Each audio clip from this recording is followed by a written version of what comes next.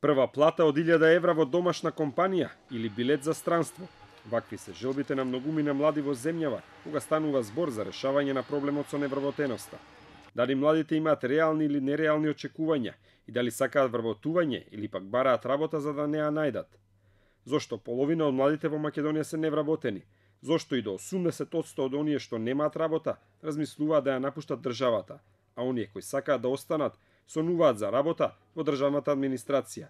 Централната и локалната власт, но и бизнис секторот носат свој дел од товарот за поразителниот факт дека Македонија е на третото место во светот по стапката на невработеност кај младите, веднаш зад Босна и Херцеговина и Грција.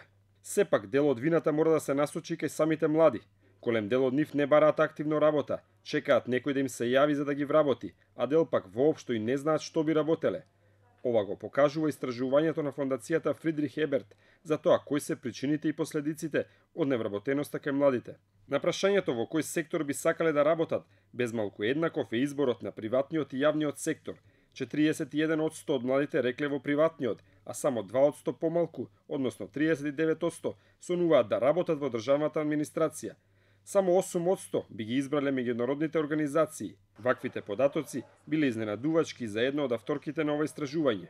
Тие сакаат висока плата, интересна, предизвикувачка работа, да работат во успешни компании, да користат современа технологија и да имаат флексибилно работно време и слично, што не го возможува тоа јавниот сектор. Потаму се претпоставува дека тоа се оние млади кои што преферираат пак да имаат сигурно работно место, сигурна и редовна плата и која што сметат дека полесно можат да ја добијат таа работа доколку имаат познанства, врски, народно кажано, или политички врски исто така. На прашањето дали размислуваат да се преселат во друга земја, дури 48% од анкетираните изјавиле дека за тоа размислуваат понекогаш, а 31% дека сериозно размислуваат. Само 21% рекле дека воопшто не размислуваат среќата да си ја бараат во странство. Според Топузовска Латковик, желбата да ја напуштат земјата се должи на потребата од финансиска независност. Кај нас во Македонија луѓе и на 30 годишна возраст живеат се уште во семејниот дом, односно во домот на нивните родители. И поради тоа на овој начин, доколку заминат во странство, тие сметаат дека ќе си најдат работа, ќе имаат сопствено место за живење, па најчесто ќе можат дури да им помогнат на своите родители со праќање на пари во матичната земја. Според неа, формалното и неформалното образование и кариерните центри треба да ги обучуваат младите како и каде да најдат работа, но потребно и самите да бидат поактивни. Од друга страна пак, младите неретко бараат виновник за тоа зошто немаат работа.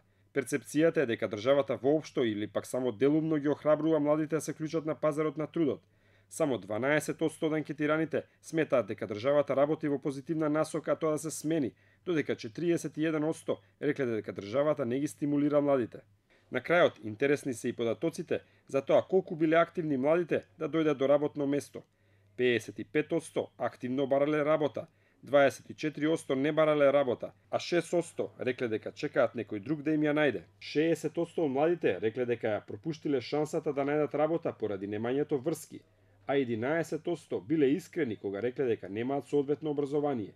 Најинтересен е податокот дека скоро 10% од младите добиле конкретна понуда за работа, но едноставно ја одбиле понудата.